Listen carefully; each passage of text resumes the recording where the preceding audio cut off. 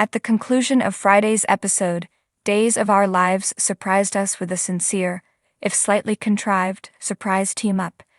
And it's one that might finally start providing us with information about the actual contents of Victor's will. Although it wasn't the busiest week, it did pave the way for some significant disagreements and bizarre confrontations in the days, weeks, and even months to follow. We should have a better notion of where some of these stories are going after this weekend's Day of Days.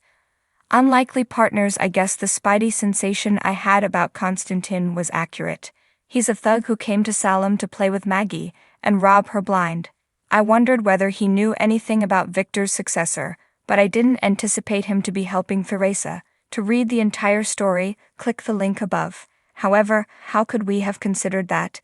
It will largely be based on a flashback revelation in which he storms into the Greek hotel room as Theresa is poring over Victor's luggage. That is completely arbitrary, but is it? Was he ever Victor's friend? He and Theresa are both plotting to take their respective shares of Victor's riches. Is he simply a thief, or does he have a motive for picking on the Kyriakis family? Is this all part of his plan? And what is the crux of the will-related secret he and Theresa are hiding? We all anticipate that the change will involve the name of Victor's biological son. However, there might be more involved. The fact that Constantine is involved adds a new dimension, but I'm just not sure what yet. I mean, it's obvious from the fact that these two paragraphs are mostly questions. Obstinate love. I am aware that many fans want Sarah and Xander to reconcile. Although it's obvious that we are moving in the right direction, my head hurts from the whiplash from these two. At the beginning of the week, they were so close to getting along again, but Xander, as usual, got in the way. But I can't put all the responsibility on him. Sarah's fluttering between "how dare you" and finding out the truth about Susan has changed things for me. Pills, you'll never win our daughter, but Sarah is making me a little stir-crazy. There was no way the reality of Victoria's parentage coming out would just go down easily and lead right to a reunion. They aren't only yelling at each other and trying to slit each other's throats, after all. They are battling for each other, which is what they desire.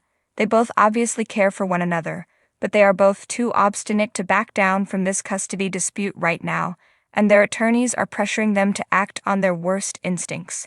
To prevail, they must struggle. However, they are hurting each other despite their desire to avoid doing so. The child's puzzle in related news. I like Sloane looking like this. Shady and willing to engage in unsavory combat, yet within the letter of the law. The Sloane we met is confident and competitive when it comes to her work, but I think she's about to grow worse in her personal life, and there will be a lot more hand-wringing about it. Now that the traditional adoption routes appear to be off the table, Sloane almost has all she needs to adopt Eric and Nichols' child. She feels guilty about losing their child, hiding his second child from him, and being the cause of their inability to adopt. Melinda, on the other hand, is adamant about doing whatever it takes to conceive for them, so she can launch her private clinic successfully. Additionally, Eric was just gushing to Nicole about how great adoption is, but how he has always wanted for a child with some Brady qualities. Sloane is going to have Nicole's child before this is all done, despite the fact that I can't help but feel like there's still something missing. I've floated this concept previously. Toward the future. Speaking of raising children who are not your own, it's common for Gabby and Stefan to conspire together. Gabby's suggestion that they abduct Rachel, however, didn't sit right with me. She has children.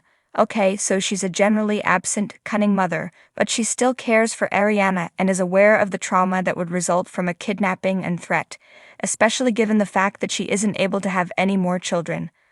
I would have believed it more if Stefan had recommended the kidnapping and Gabby had suggested they use Brady to gain access to Rachel, but anyway, here we are. Do not, however, actually return Rachel to Brady. When she was with him, she drove me crazy, but now that she is with the Dimras, she just fits in. Thanks for watching this video.